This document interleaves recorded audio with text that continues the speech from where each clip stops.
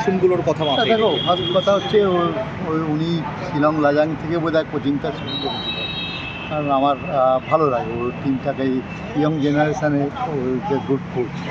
তাই ইস্টবেঙ্গল ক্লাবে আমার মনে হয় ইস্টবেঙ্গল ক্লাবের এই যেটা ওনাকে নিয়ে আসা, এটা একটা মানে ইস্টবেঙ্গল ক্লাবের মানে খুব ভালো দিক এটা, যাতে গ্রাসরুট লেভেল বা ইয়ং জেনারেশানটাকে ঠিকভাবে তৈরি করা। যেমন আমাদের করেছিল ওই তোমার কী নাম জানো, বিনোজর্য ডুইং, মানে খুব ভালো, নিজের কাজটা খুব ভালো করে এবং সারা ভারতবর্ষ থেকে ইন্ডিয়ান প্লেয়ার ও চুজ করে নিয়ে আসে। তার ফল তো আমরা পেয়েছি। বিষ্ণুর মতো প্লেয়ার, সে এখন মানে আমাদের ধরো অলমোস্ট স্টার হয়ে গেছে এখন। ওকে নিয়ে এবছর বেশ মানে জানি না ওর সাথে কী কন্ট্যাক্ট আছে বলে, কিন্তু ওকে নিয়ে একটু হুড়োহুড়ি এবছর হবে, কারণ এবছর ভালো ফুটবল খেলেছে। মোটামুটি এটা ইস্টবেঙ্গলের যে ব্যর্থতা চলছিল, ইন্ডিয়ান ব্রিগেডে যদি একটু জোর দেয় তাহলে একটু সুফল ফিরতে পারে। কেননা বিদেশিরা তো আমাদের দরকার, আমাদের যেমন মোহনবাগানের যেমন ইন্ডিয়ান প্লেয়ার এবং ফরেন প্লেয়ার দুটোই ভালো। আমাদের ফরেন প্লেয়ার, যে ভালো ফরেন প্লেয়ার আমরা নিচ্ছি, সেই ফরেন প্লেয়ারে আমরা সার্ভিস পাচ্ছি না, সেই ইনজুরি হয়ে যাচ্ছে। আমরা এবছর মানে মাঠে গুনে বলতে পারি যে একটা ম্যাচ এই ফার্স্ট 11 খেলেছে, তারপরে ম্যাচ সেম ফার্স্ট 11 খেলেছি, এরকম খুব কম হয়ে যায়। হয় চোট সমস্যা, নয় কার সমস্যা, নানা রকম সমস্যায় আমাদের যে নতুন কোচ যিনি এসেছিলেন Oscar Bruzon is a good coach, কিন্তু কথা হলো প্লেয়ার তো তাকে দিতে হবে, ফিট প্লেয়ার দিতে হবে।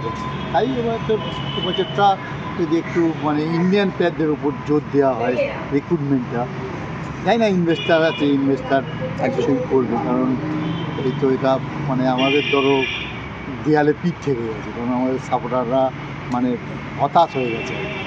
যাই হোক, আমরা সবসময় মানে একটা মানে আশা নিয়ে থাকি, আমরা হারলেও ইস্টবেঙ্গল কাপ করবো, জিতলেও ইস্টবেঙ্গল কাপ করবো, বাঁচলেও ইস্টবেঙ্গল কাপ করবো, মরলেও ইস্টবেঙ্গল কাপ। এবং ইস্টবেঙ্গল কাপের খেলা হলে আমরা মাঠে যাব। তাই আমরা চাই যে এই কটা বছর হয়তো আমাদের সময় খারাপ ছিল, আস্তে আস্তে গুটি পায়ে যদি আবার আমরা সামনে বছর আমাদের ঘুরে দাঁড়াতেই হবে, নাহলে ভেরি ডিফিকাল্ট। সাপোর্টাররা খুবই মানে কী বলবো, এটা নিরাশ, একদম হতাশ হয়ে গেছে। সাপোর্টাররা আসছেও অনেক কম মাঠে। আর ইস্টবেঙ্গল কাপ সল্টলেক মাঠে ইস্টবেঙ্গল কাপে খেলা দেখি 10-12 হাজার লোক আছে। এটা আমি তো ফুটবল খেলেছি, তাই জন্য আমার কাছে খুব খারাপ লাগে। তাই আমি সবসময় বলি যে আপনারা মাঠে আসুন, আমাদের দলকে সাপোর্ট করুন। একটা না একটা বছর, একটা টাইম আমরা আবার ঘুরে দাঁড়াবো। মানে কি দেখো, তোমার এই ব্রেকটা বোধহয় সারা মানে ইন্টারন্যাশনাল লেভেলেও এই ব্রেকটা ছিল। এটা এই সময়টা ব্রেক মিনস এই সময়টা মানে ইন্টারন্যাশনাল কিছু দেশের সঙ্গে দেশের খেলা ছিল, তার জন্য এই ব্রেকটা হয়েছে। এই ব্রেকটায় যাদের একটু ইনজুরির প্রবলেম থাকে তাদের খুব সুবিধে, তারা ইনজুরিটা রিকভারি করে আবার নতুন করে তৈরি হতে পারে। আবার অনেক সময় দেখা যায় একটা রিদিমে, একটা ভালো টিম চলছে একটা রিদিমে, সেই রিদিমটাও অনেক সময় নষ্ট হয়ে যায়। তবু রিকভারি করে আবার নতুন করে নামবে। কারণ দেখো, আমরা পারিনি বলে আমরা ইস্টবেঙ্গল সাপোর্টার আমরা কখনোই বলবো না যে মোহনবাগান হেরে যাক।